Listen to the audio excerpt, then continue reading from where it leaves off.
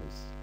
Pada kesempatan kali ini kita akan membahas tentang simbiosis dan rantai makanan. Apa itu simbiosis?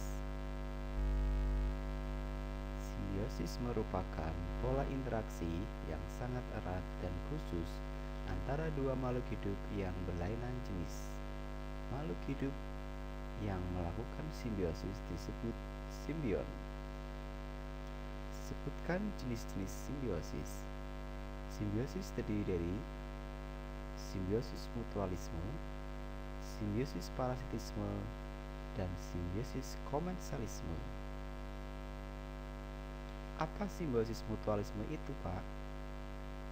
Simbiosis mutualisme adalah hubungan dua makhluk hidup yang saling menguntungkan.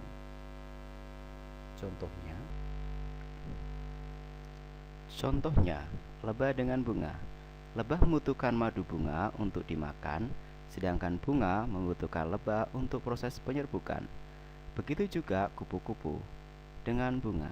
Kupu-kupu membutuhkan madu bunga untuk dimakan, sedangkan bunga membutuhkan kupu-kupu untuk proses penyerbukan.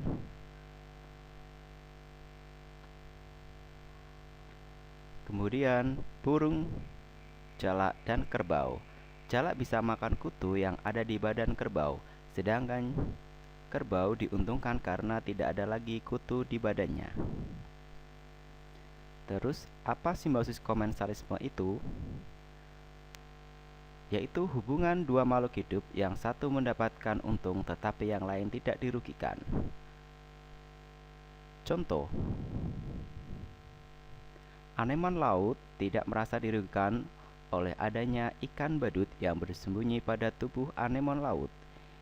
Ikan badut merasa aman dengan anemon laut karena bersembunyi dari pemangsa. Kemudian, bunga anggrek dengan inangnya. Bunga anggrek diuntungkan karena mempunyai tempat hidup di inangnya seperti pohon mangga. Begitu juga inang tidak dirugikan dengan adanya tanaman anggrek. Terus, apa itu simbiosis parasitisme? Simbiosis parasitisme adalah hubungan dua makhluk hidup yang satu diuntungkan dan yang satu dirugikan. Contoh, benalu dan inang. Benalu bisa merugikan pohon mangga sebagai inang karena mengeroposkan batangnya, bahkan hingga membunuh inangnya. Tali putri dan inangnya. Tali putri bisa merugikan tanaman beluntas atau inangnya karena membunuh inangnya. Kemudian, apa sih itu rantai makanan? Rantai makanan adalah serangkaian proses beralihnya energi dari sumbernya, yakni tumbuhan melalui organisme yang memakan dan dimakan.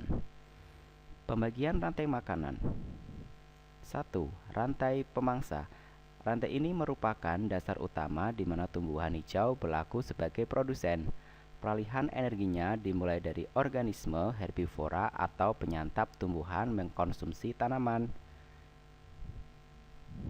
Organisme herbivora ini disebut juga dengan nama konsumen tingkat 1. Selanjutnya, organisme yang menyantap tumbuhan tersebut dimangsa oleh organisme lainnya yang disebut karnivora. Si karnivora tersebut kemudian dinamai konsumen tingkat 2.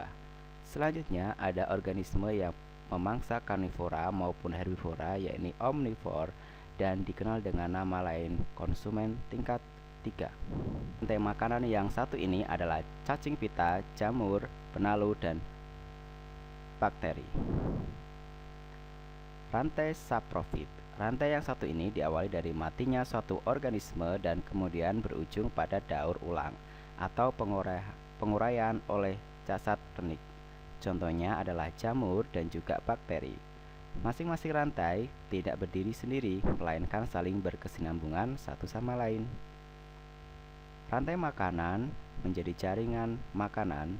Melihat pola di atas, bisa kita simpulkan bahwa rantai makanan adalah proses peristiwa di mana terjadi perpindahan energi atau makanan dari yang satu ke makhluk hidup yang lainnya dalam suatu urutan tertentu. Berikut contoh rantai makanan sederhana.